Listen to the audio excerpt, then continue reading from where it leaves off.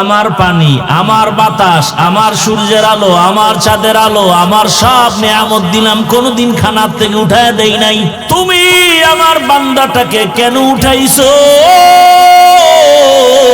ইব্রাহিম নবী এবার দৌড়ায়, মেহমানের পেছনে বেয়াদবি হয়ে গেছে। ইব্রাহিম আলাইহিস সালাম দৌড়ায় যায় পাইস, ও মুরব্বী বেয়াদবি মাফ করেন, আসেন আসেন, আপনার সাথে বেয়াদবি হয়ে গেছে। ইব্রাহিম আলাইহিস সালাম তো মেহমান ছাড়া খাইতেন না, রাস্তায় যায় দাঁড়ায় থাকতেন। আজকে কারে পাই মেহমান খানার জন্য, একজন রাজগো পাইয়া লাইছে বুড়া, ঘরে নিয়ে গেছেন, আসেন মেহমান হন আমার ঘরে গেছে।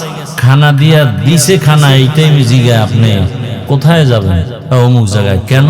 আমার ধর্মের পূজা আছে। আপনি বিধর্মী? বলে হ্যাঁ। মূর্তি পূজারী, অগ্নি পূজারী। ইব্রাহিমকে, উঠেন, আমি একজন নবী আর আপনি মূর্তি পূজারী, আমি বিধর্মীকে খানা দিব না? হতে পারে না। খানায় বসাইয়া লোকটাকে উঠাইয়া দিছে। কষ্ট পাইছে না? লোকটা মনের কষ্টে যাইতেছে।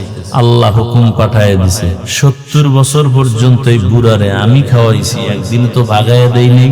ও ইব্রাহিম, দীর্ঘ বছর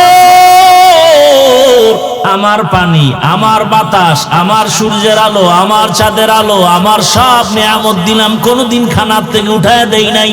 তুমি আমার বান্দাটাকে কেন উঠাইছো?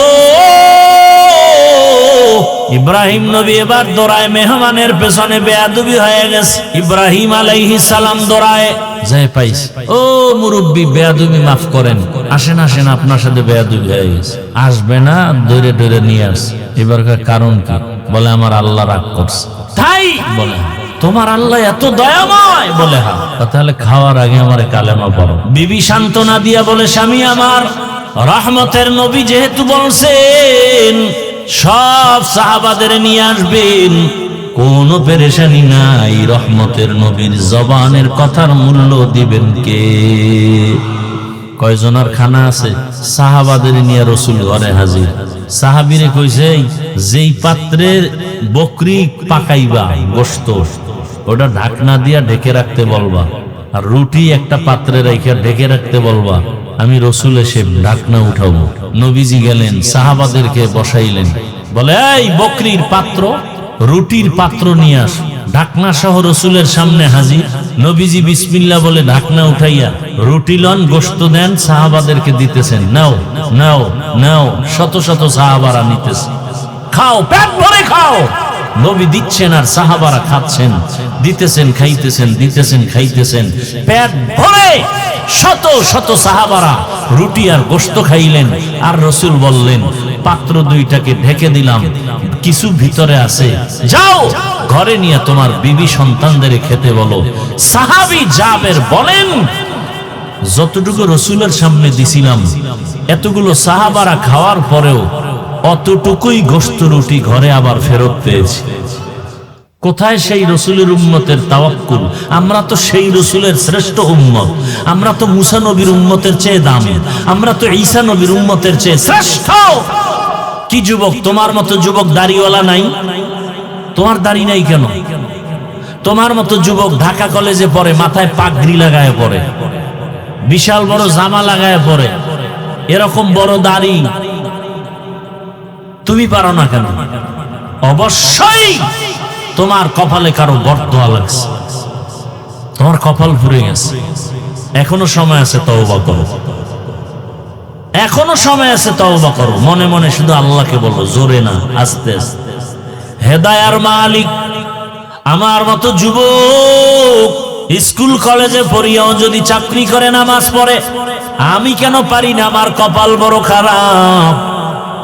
ও আল্লাহ, শয়তানের ধোকায় পড়েছিলাম, মনে চাইছে দাড়ি কাটবো, কেটে ফেলেছি, কারো বাধা মানি নাই। মনে চাইছে পার্কে যাব, দৌড়ায় গেছি, কারো বাধা মানি নাই। মনে চাইছে বেপরদা আড্ডা দিব, দিয়েছি, কারো বাধা মানি নাই। মনের শখে সারা রাত মোবাইলে গুনাহ করেছি, কারো বাধা মানি নাই। ও আল্লাহ, আজকে ওয়াজের প্যান্ডেলে আসছি, বুঝতে পেরেছি এই গুনাহগার হইয়া কবরে গেলে আমার উপায় হবে না।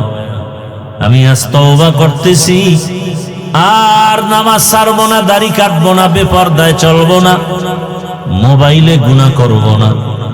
মা বাবার দোয়া নিয়া, শিক্ষকের দোয়া নিয়া, উলামায়ে কেরামের দোয়া নিয়ে নবীর আদর্শ মেনে জীবন কাটাবো। আল্লাহর কাছে এখনো যদি তওবা করতে পারো রে যুবক, আমার আল্লাহ তোমাকে এখনো ক্ষমার জন্য অপেক্ষায় আছেন। ও পর্দার আড়ালের আম্মা জানেরা,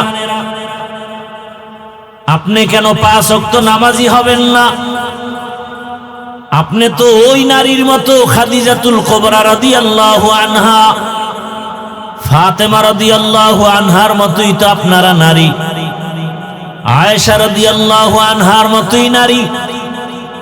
এই যে এই স্টেজে 4টা সন্তানের মাথায় পাগড়ি দিলাম কোরআনের হাফেজ, এদের আবার বাবারা আসছে গার্ডিয়ানরা তাদের মাথায় টুপি নিল। কিয়ামতের দিন আমার আল্লাহ নিজে নূরের টুপি তাদের মাথায় পরায় দিবেন। ও মা বোনেরা, ও বাবাজিরা, হাফেজে কোরআনের মা আপনারা, আলেমের মা আপনারা, আপনার সন্তানটাকে আপনি হাফেজে কোরআন যদি নাও বানান, অন্তত কোরআনটা শুদ্ধ করে পড়ায়া ডাক্তার বানায়া দেন। দেখবেন এক সময় সন্তান 5 ওয়াক্ত নামাজ পড়বে, ডাক্তারি করবে, কোরআন তেলাওয়াত করে মা বাবার জন্য দোয়া করবে। আপনার সন্তানটাকে কোরআন পড়াইয়া আদর্শবান নামাজি ইঞ্জিনিয়ার বানায়া দেন। আপনার সন্তানটাকে কোরআন শিখাইয়া একজন আদর্শবান নামাজি প্রফেসর বানায়া দেন। ওসি ডিসিএসপি হবে, নামাজ পড়বে, কোরআন তেলাওয়াত করবে, মানুষ দোয়া করবে ওই সন্তানের জন্য, মা বাবার জন্য। আব্বা আম্মারা সন্তানের সামনে আদর্শ রেখে যান। একদিন সন্তান আপনাকে পাবে না, বাবাকে পাবে না, কিন্তু গর্ব করে বলবে আমার মা বাবার আদর্শের কারণে আজ আমি 5 ওয়াক্ত নামাজি, কোরআন পড়নেওয়ালা। আমার মা বাবাকে কখনো ঝগড়া করতে দেখি নাই। আমার মা বাবা এত ভালো ছিলেন যে কখনো মোবাইলে গুনাহ করে নাই। আমার মা বাবাকে এত ভালো দেখেছি, কখনো মা বাবার সাথে চোখ তুলে কথা বলেন নাই। বাবাও মাকে একটা গালি পর্যন্ত দেন নাই। মা বাবার আদর্শ দিয়েই আমি ভালো হয়েছি। সন্তানটা এগুলো মনে করবে আর দোয়া করবে। আর যেই মা বাবা সারা দিন রাত মোবাইলে সময় নষ্ট করেন, ঝগড়া করেন, গালাগালি করেন, সন্তানটাকেও কোনোদিন ভালো পথে দাওয়াত দেন না, ওই সন্তানটা খারাপ হয়ে যাবে। আর একদিন আপনাদের ধিক্কার দিয়ে বলবে আমার মা বাবার কারণে আমি খারাপ হয়ে গেছি। আমার বাবা নামাজ পড়তো না, বেগানার দিবেশনে দৌড়াইতো, মোবাইলে সময় নষ্ট করত, মাকে গালাগালি করত, মায়ের হক আদায় করত না, মা ও বাবার সাথে ভালো আচরণ করত না। আমার মা বাবার কারণে আমার কপাল খারাপ। ও মা, ও বোনেরা, ও বৃদ্ধ বাবাজিরা, এখনো সময় আছে, তওবা করেন। মনে মনে আল্লাহকে বলেন, হে আল্লাহ, আর বেপরদায় চলবো না, মোবাইলে গুনাহ করব না, স্বামীর মাল নষ্ট করব না, সন্তানটাকে কোরআন পড়নেওয়ালা, নামাজি, আদর্শবান ইঞ্জিনিয়ার, ডাক্তার, প্রফেসর বানায় যাব। আল্লাহর কাছে দোয়া করেন। জীবনটা ক্ষণস্থায়ী, 1 সেকেন্ডের ভরসা নাই। এমন একটা দিন নাই যুবকের যুবতীর মরণের খবর নাই। পানির মধ্যে মরণের গাড়ির লাশ, গাড়ির নিচে লাশ, ঘুমের বিছানায় যুবক যুবতীর লাশ। রসুলের তো বয়ান করতে হয় না, সাহাবায়ে কেরাম তো বেশি বয়ান করেন না, তাদের আখলাক দেখে, চেহারা দেখে বিধর্মীরা কালেমা পড়ছে। আর আমাদের চেহারা দেখলে বিধর্মীরা বলে আমরাও বসে ভালো আছি। কারণ এই যে কিছু আল্লাহর বান্দা রাস্তা দিয়ে হাঁটে মুসলমান, ল্যাংটা না করলে প্রমাণ হবে না এটা মুসলমান না হিন্দু। সত্য কথাটা স্বীকার করতে কষ্ট হয়। আপনি কিসের মুসলমান যে আপনাকে ল্যাংটা করতে হবে মুসলমান পরিচয়ের জন্য? না হয় সালাম দিব কিভাবে? হিন্দুর ছেলেরও দাড়ি নেই, আপনারও দাড়ি নেই। হিন্দু যুবক ছেলেটার চুলগুলো আঁকা বাঁকা, আপনারও চুল আঁকা বাঁকা। হিন্দু ছেলেটাও বিড়ি টানে, প্যান্ট শার্ট টাই পরা, আপনিও বিড়ি টানেন, প্যান্ট শার্ট টাই পরা। তাহলে আমি মুসলমান, সালামটা কাকে দিব? হিন্দুকে তো দিব না, দিব মুসলমানকে। কিন্তু মুসলমান আর হিন্দু পার্থক্য করা যায় না ল্যাংটা না করা পর্যন্ত। রাগ করতেছেন? এই কথাগুলো আপনাদেরকে বলছি জাহান্নাম থেকে বাঁচাবার জন্য। আলেমরা না বললে আপনাদেরকে এই কথা আর কেউ বলবে না, আলেমরাই তো বলে না। এই কথাগুলো জুমার মসজিদে বললে তো সূর্য ডুবার পরে ইমাম সাহেবের চাকরি শেষ। কি ইমাম সাহেবের উপরে গায়েবী আওয়াজ আসবে যে আপনার 1 মাসের ছুটি। ইমাম সাহেব বলবে কেন? বলে শিয়ালের হাতে মুরগি আমার। শিয়ালের হাতে মুরগি দিলে যা হয়, সুদখোর বেনামাজির হাতে মাদ্রাসা মসজিদের চাবি দিলে তাই হয়। সুদখোরের মতো খারাপ মানুষ দুনিয়াতে আর। ও কত বড় খারাপ, 24 ঘন্টা ওর গর্ভধারিণী মায়ের সাথে জিনা করে, জিনা করে, জিনা করে। সুদখোরের মোনাজাত কবুল হবে না যতদিন পর্যন্ত সুদের থেকে তওবা না করে ফিরে না আসবে। একটা মোনাজাতও কবুল হবে না। বরং সুদখোর এত খারাপ, নামি দামি 5-7টা সুদখোরের নাম লেখা ধান খেতে রাখলে ওদের ভয়ে পোকা আসে না। ওরা এত খারাপ, ওদের এত ঘৃণা করে পোকারাও। ও মরলে তওবা না করে মরলে চিরস্থায়ী জাহান্নামী। ও নামাজ পড়লে কবুল হবে না, হজ করলে কবুল হবে না, মাদ্রাসায় টাকা দিলে সওয়াব পাবে না। কথা বুঝেন? এই বয়ান মসজিদে দিতে পারবে কোন ইমাম? কেন? শিয়ালের হাতে মুরগি।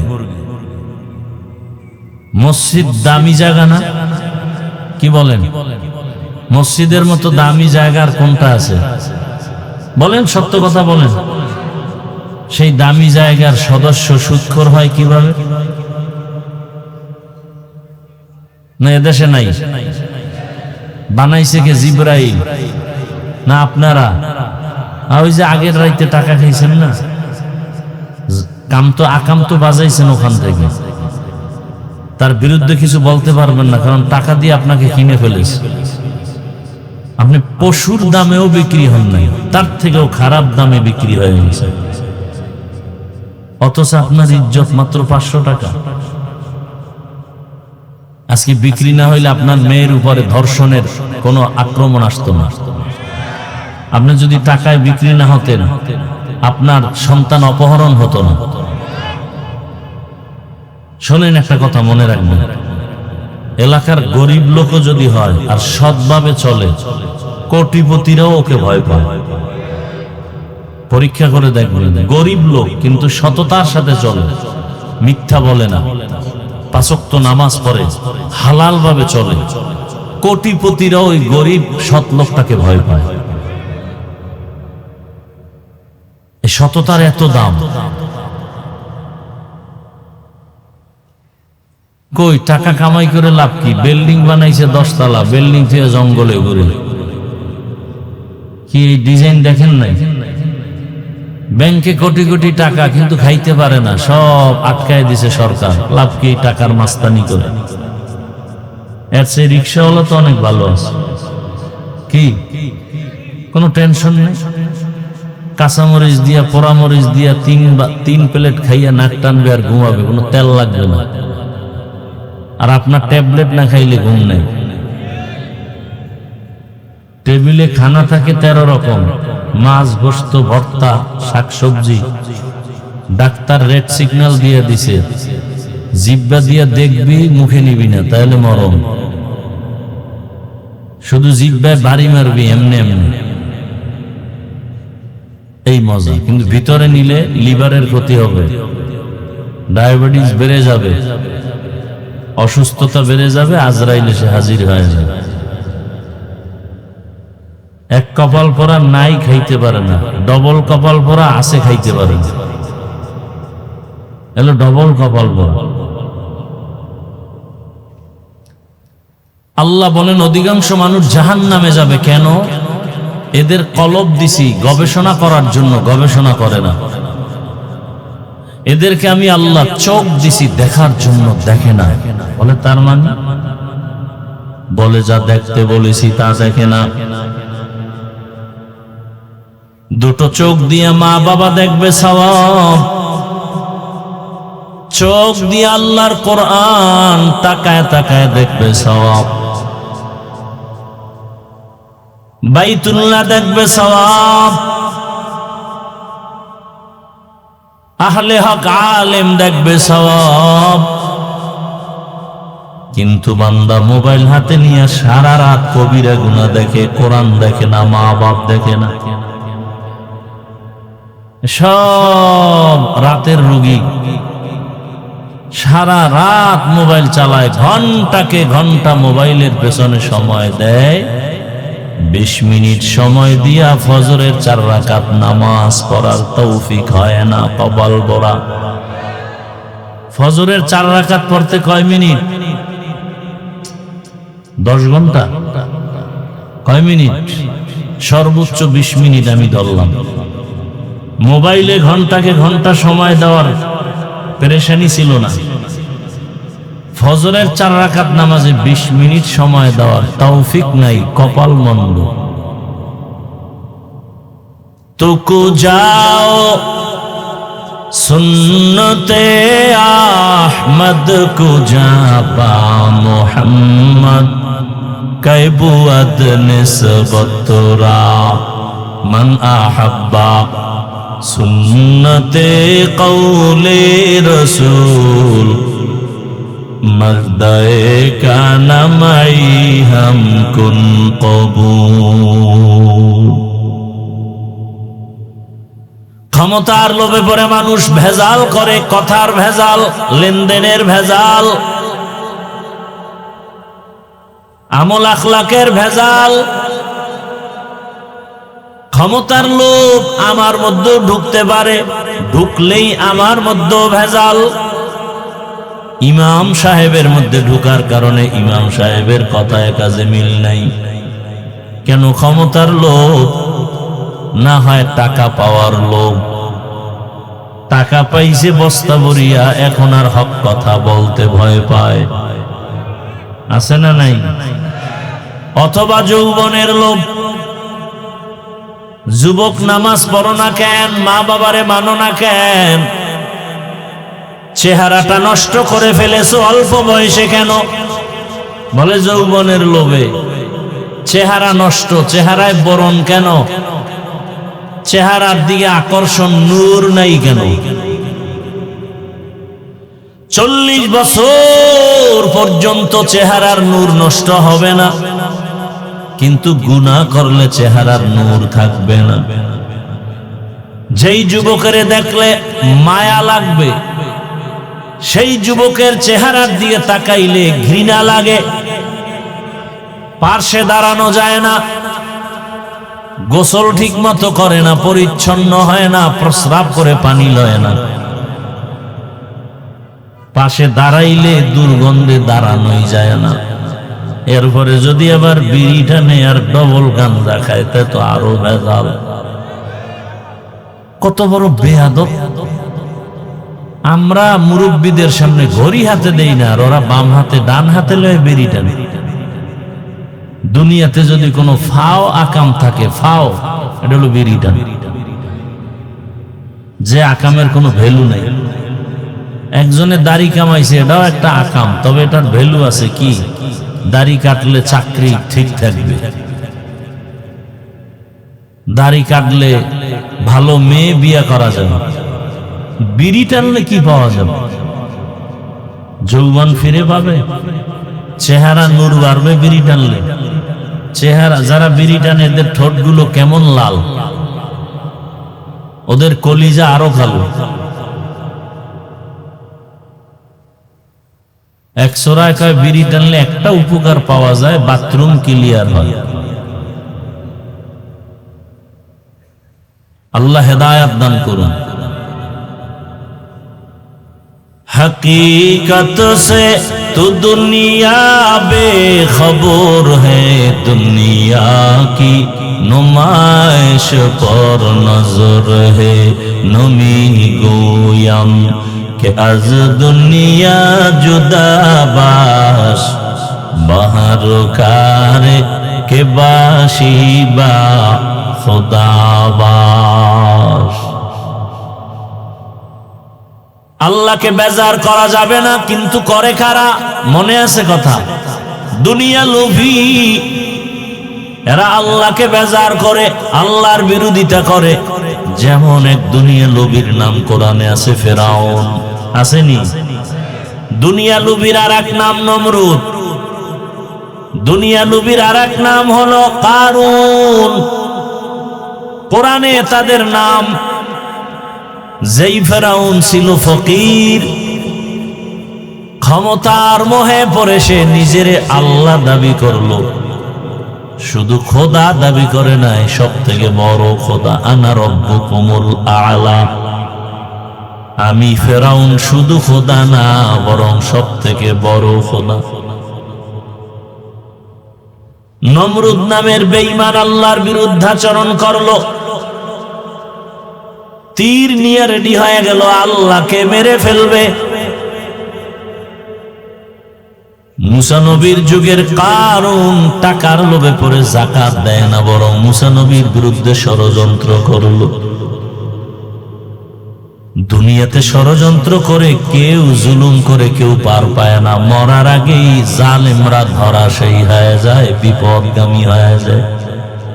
কারণ রাসূলের স্পষ্ট হাদিস, জুলুম করলে বিচার হবে মরার আগে। জালেমের বিচার মরার আগেই হবে। অশান্তির বেড়া জালে আবদ্ধ হয়ে যাবে। এরে আমার কলিজার যুবক, পর্দার আড়ালের মা বোনেরা, বৃদ্ধ বাবাজিরা, চোখের সামনে দুনিয়ার অনেক কিছু দেখলাম, দেখতে দেখতে আবার নাই হয়ে গেল। কই টাকা, কই পয়সা, কই বাড়ি, কই গাড়ি। বাড়ি পড়ে আছে, বাড়িওয়ালা নাই। গাড়ি পড়ে আছে, গাড়িওয়ালা নাই।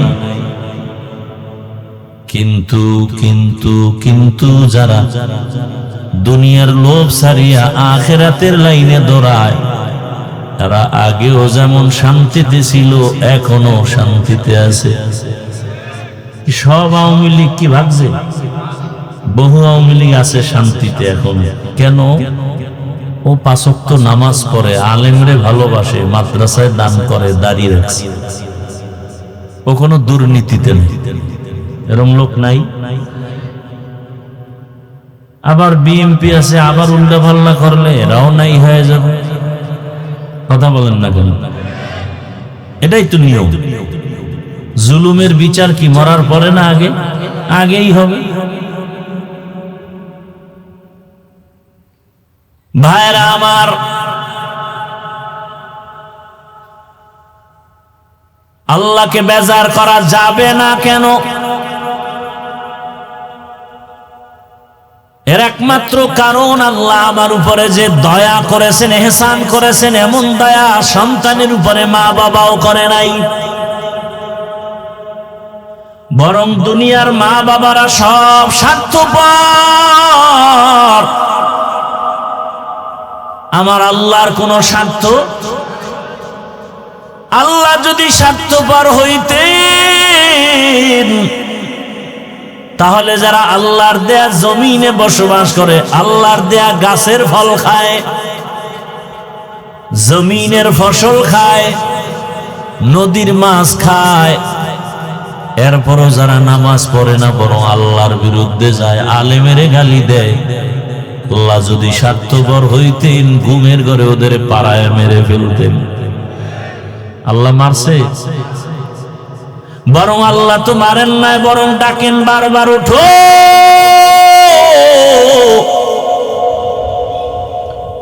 মুয়াজ্জিনের লাগায় দিছে, ডাকো, ফজরের নামাজে আসো। যদি নামাজে এসে সিজদায় পড়ো, তোমার পেছনের সব গুনাহ মাফ হয়ে যাবে। ও বান্দা, আল্লাহ বেজার না হয়ে ডাকছেন, জোহরের নামাজে আয়। ফজরে যাও নাই, আল্লাহ বেজার না হয়ে ডাকে, জোহরে আয়। জোহরের নামাজে যদি আসো, তোর ফজরের সহ সব গুনাহ মাফ হয়ে যাবে। জোহরেও যায় নাই, আল্লাহ আবার মুয়াজ্জিনের দিয়ে ডাকায়, আসরে ডাক দাও, আসো। তোর ব্যবসাও কর, ফাঁকে আইসা 4 রাকাত আসরের নামাজ পড়ে যা। ও চাকরিজীবী, চাকরি কর, ফাঁকে এসে মাগরিবের 5 রাকাত নামাজ পড়ে আবার চলে যা। তোর ব্যবসারও ক্ষতি হবে না, চাকরির ক্ষতি হবে না, লেখাপড়ার ক্ষতি হবে না। খারাপ লাগে আপনাদের? ঘুমাবেন? এই যারা ওয়াজে আসে না কি করে? বসে বসে মোবাইলে গুনাহ করে। আর কি? আর কোনো কাম আছে? শুধু আকাম আকাম আকাম। মোবাইল একটা তো আছে, সিনেমা হল। এটাই যৌবন কেড়ে নিতেছে, হার্ট দুর্বল করতেছে, কোনো খবর নাই। জিন্দেগি মে বন্দেগি তু করনা হে, जिंदगी में बंदगी तो करना है, जिंदगी बेबंदगी शर्मिंदा है, जिंदगी बेबंदगी शर्मिंदा है। दुनिया में हो दुनिया का ताल्लुगार न हो,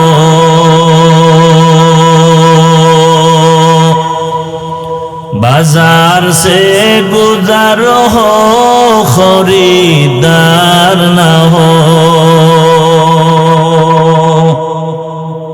ये दुनिया एक मिसल कागज़ फूल है, ये दुनिया एक मिसल कागज़ फूल है, जिंदगी में बंदगी तू करना है, जिंदगी बेबंदगी शर्मिंदा है, जिंदगी बेबंदगी शर्मिंदा है। এরে নবীর আশিক, আল্লাহ রাগ না করে ডাকলেন এশার নামাজে আসো। নিমক হারাম কপাল পোড়া আল্লাহর দেয়া নিয়ামত ভোগ করে আর নামাজে যায় না। আল্লাহ এবার রেডি হয়ে গেলেন, 5 বার ডাকলাম আসলি না, এবার আমি নিজে রেডি তোকে ডাকার জন্য। মুয়াজ্জিন আমি আল্লাহ নিজে আসতেছি তোকে ডাকার জন্য। রাতের গভীর প্রথম আসমানে আল্লাহ শেষ রাতে ঈশা বান্দারে ডাকে। অতি গভীর হয় রজনী যখন নীরবে প্রভুর নাম জপিও তখন। প্রভুর করুণা যদি পাইবারে চাও, গভীর রাতে উঠে প্রভুর গুণগান গাও। আল্লাহ বলেন 5 ওয়াক্ত নামাজে আমি তোমারে পাই নাই, এবার আমি নিজে ডাকার জন্য আসছি। গভীর রাতে শেষ ভাগে উঠো, নামাজে দাঁড়াও।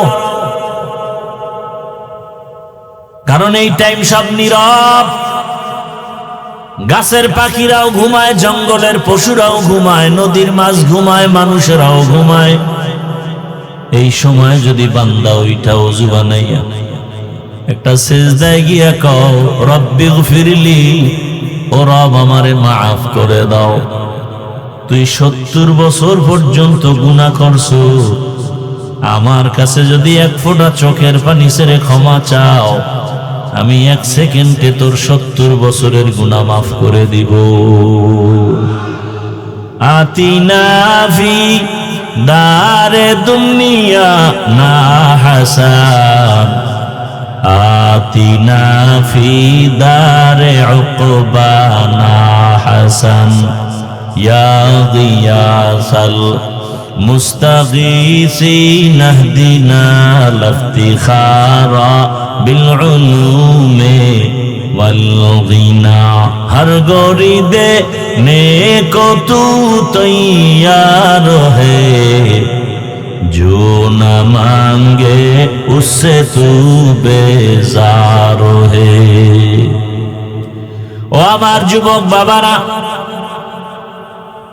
তোমার মতো যুবক মাদ্রাসায় জীবনে পড়ে নাই, জেনারেল লাইনে বাংলা ইংরেজি অঙ্ক পড়িয়াও 5 ওয়াক্ত নামাজ পড়ে এমন যুবক কি নাই? স্কুলে পড়ে কলেজে পড়ে 5 ওয়াক্ত নামাজি অভাব নাই, বলো তুমি পারো না কেন? তোমার মতো জেনারেল লাইনের যুবক র‍্যাব আর্মি পুলিশ বিডিআর এর চাকরি করে দাড়িওয়ালা 5 ওয়াক্ত নামাজি আসেনি। তোমার নিজের বিবেকের কাছে জিজ্ঞাসা করো, তোমার কপাল কেন খারাপ? তুমি কেন পারো না? ও যুবক, রাস্তায় গাড়ি চালায় ড্রাইভার, 5 ওয়াক্ত নামাজ পড়ে এমন ড্রাইভার নাই। তুমি কেন ড্রাইভারি করার অজুহাতে নামাজ পড়তে পারো না? কপাল পোড়া।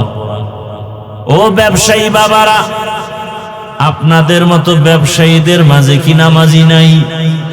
আপনি ব্যবসার ওজোর দিয়া কেন নামাজ পড়েন না? কপাল পুড়ে গেল। ও চাকরিজীবী বাবারা, আপনাদের মতো কত চাকরিজীবী নামাজ পড়ে চাকরি করে, আপনি পারেন না কেন? কপাল বুঝি খারাপ? এখনো সময় আছে, তওবা করে নাও। পর্দার আড়ালের মা বোনেরা, আপনার মতো কত মা কত বোন এই এলাকায় আছে, এই এলাকায় 5 ওয়াক্ত নামাজ পড়ে পর্দা করে নাই। এরে আম্মা জান, আপনি কেন বেপর্দায় মার্কেটে ঘুরেন, মোবাইলে সময় নষ্ট করেন, স্বামীর মাল খেয়ানত করেন? আপনি কেন 5 ওয়াক্ত নামাজ পড়তে পারেন না, পর্দায় থাকতে পারেন না? কারণ কি? অথচ আপনার মতোই তো নারী। ফেরাউনের বিবির নাম কি? আসিয়া। এত বড় বেঈমান ফেরাউনের ঘরে থাইকাও আসিয়া জান্নাতি হইয়া কবরে গেছে।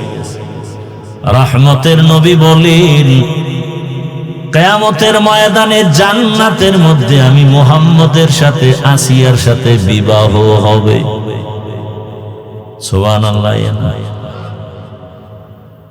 ওগো নবীর উম্মতেরা,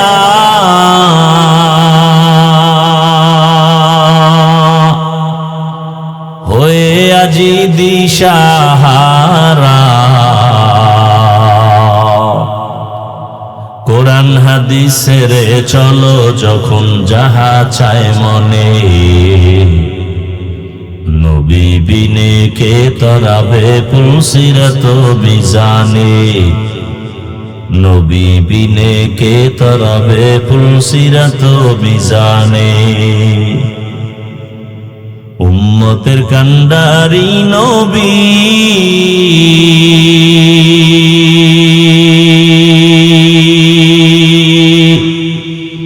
কাঁদছেন উম্মতের লাগি, এখনো কাঁদেন নবীজি শুয়ে মদিনার পানে, নবী বিনে কে তরাবে পুলসিরাত মিজানে, নবী বিনে কে তরাবে পুলসিরাত মিজানে। আল্লাহ তাআলা বলেন, আমি জান্নাতুল ফেরদাউস হলো শ্রেষ্ঠ জান্নাত। আল্লাহ তাআলা চান তার প্রত্যেকটা বান্দা বান্দিকে জান্নাত দিবেন বিনা হিসাবে। এজন্যই তো তওবার দরজা খুলেছেন। আল্লাহ চান তুই পাহাড় সম পরিমাণও গুনাহ যদি করো, তওবা কর, আমি তোরে গুনাহ মাফ করাইয়া জান্নাতি বানায় কবরে দিয়া দিব। হাসরের ময়দানে ধনী লোকের 500 বছর আগে গরিবরা জান্নাতে চলে যাবে হাসতে হাসতে। কোন গরিব? যে বিড়িটা নেই, হ্যাঁ, সুদের টাকায় ব্যবসা করে, একটা চায়ের দোকান দিবে, সেখানেও সুদের টাকা লাগে। তোমার এই ব্যবসা করতে কে বলে? কোথায় তোমার ঈমান? আল্লাহ তাআলা জান্নাতুল ফেরদাউস দেওয়ার জন্য ওয়াদা করেছেন। বান্দাদের ভেতরে যারা দুইটা গুণ অর্জন করবে তাদেরকে আল্লাহ জান্নাতুল ফেরদাউস উত্তম জান্নাতের মেহমান বানাবেন।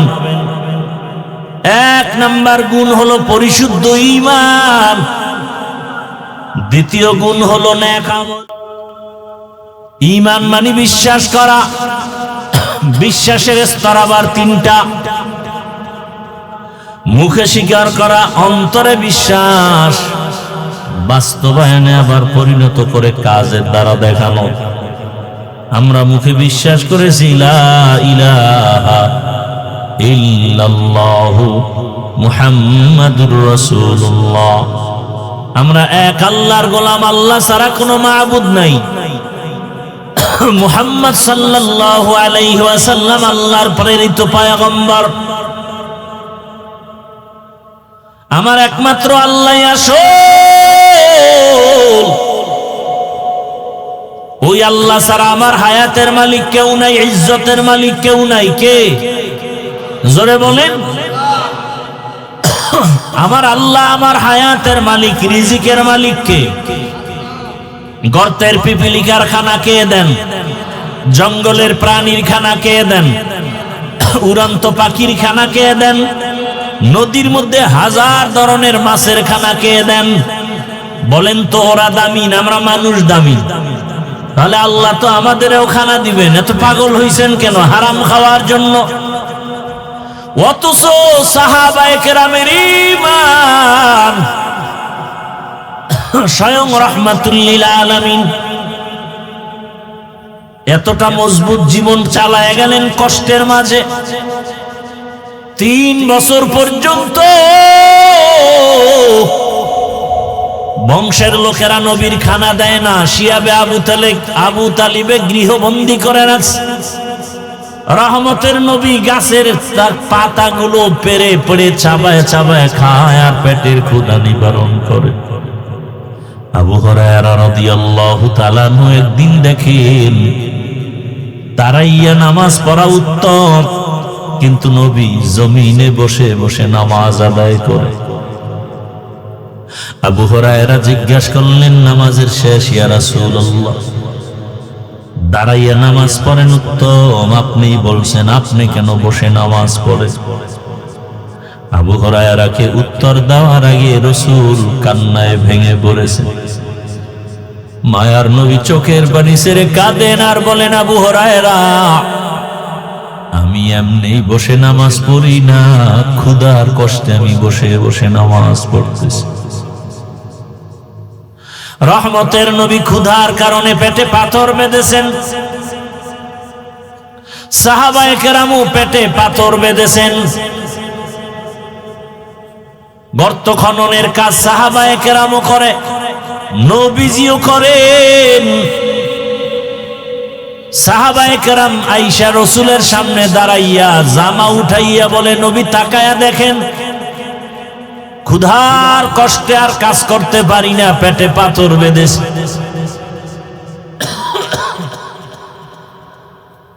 ইয়া রাসূলুল্লাহ, আমাদের রুখসত দেন, ছুটি দেন। নবী বলেন, তোমরা ভাবছো আমি খাইয়া লইয়া কাম করতেছি? নবীজি কেমন সরল, কোনো প্যাচ নাই। নবীজিও জামাটা উঠাইয়া সাহাবাদেরকে বলে, তাকায় দেখো, তোমরা ক্ষুধার কষ্টে পাথর বাঁধছো একটা, আর মুহাম্মদ ক্ষুধার কষ্টে পাথর বেঁধেছি পেটে 2টা। পার্শ্বে এক সাহাবীর বাড়ি। এই অবস্থা দেখে নবীও কাঁদেন, সাহাবায়ে কেরামেরও কান্না। ওই সাহাবী দৌড়াইয়া গেছেন ঘরের ভেতরে, জাবের রাদিয়াল্লাহু তাআলা ইয়া বিবিরে আসতে কয়, ঘরে খাওন দাওন আছে কিছু? কল কেন? বলে রাসূলের চোখে পানি। সাহাবায়ে কেরামদের চোখে পানি। এই হারামখোরেরা, একটা চায়ের দোকান দিতে গেলে লোন উঠান লাগে, স্বয়ং রাসূল পেটে পাথর বেঁধে কান্না করেন। সাহাবায়ে কেরামের কান্নার আওয়াজ। সাহাবী ঘরে গিয়া কয়, বিবি কোনো খানা আছে কিনা বলো। রহমতের নবীকে দাওয়াত দিয়ে একটু মেহমানদারি করানোর এই সুযোগটা হারাইলে হবে না। বিবি কয়, 2 থেকে 3 জন লোক খেতে পারবে মতো আটা আছে, রুটি বানানো যাবে। আর একটা বকরির ছোট বাচ্চা 2-3 জন খেতে পারবে। সাহাবী খুশি মনে দৌড় দিলেন। দৌড়াইয়া রাসূলের কাছে আইসা ডাক দিয়া বলেন, ইয়া রাসূলুল্লাহ, আস্তে আস্তে কর, যদি আপনি আমার ঘরের মেহমান হতেন আমি কৃতজ্ঞতা প্রকাশ করতাম। আপনার সাথে 2-1 জন, আর কাউকে নেওয়া যাবে না, 2-3 জন, আর বেশি খানা নাই। এই কথা শুই না রহমতের নবী আওয়াজ দিয়ে বলে, ও সাহাবায়ে কেরাম, শত শত সাহাবায়ে কেরাম বলে, আজকে আমগো জাবের দাওয়াত দিয়েছে, চলো আমরা সবাই তার ঘরে মেহমান হব। 2-3 জন, আর বেশি খানা নাই। নবীজির কাছে আসতে বললেন। নবী সজোরে আওয়াজ দিয়া সবাইকে দাওয়াত দিলেন। সাহাবী পেরেশান হয়ে গেছে, 2-3 জন আর খানা। রাসূল সবাইকে দাওয়াত দিছে, আমি তো লজ্জায় পড়ে যাব, দৌড় দিছে বাসায়। বিবি আমার,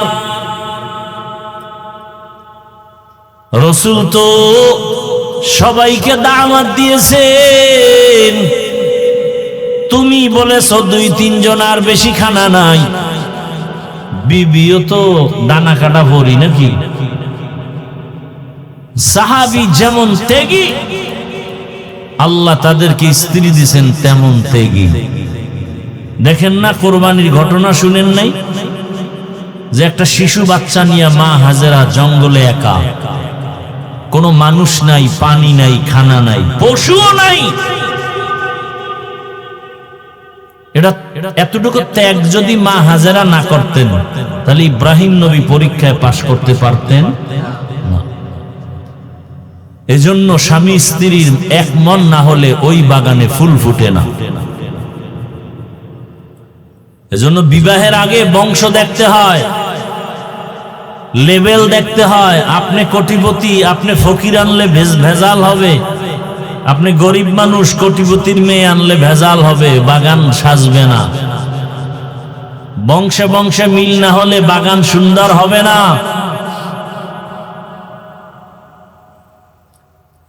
সাহাবী পেরেশান হওয়া মাত্র বিবি কি সুন্দর উত্তর দিয়া কয়, ও স্বামী আমার,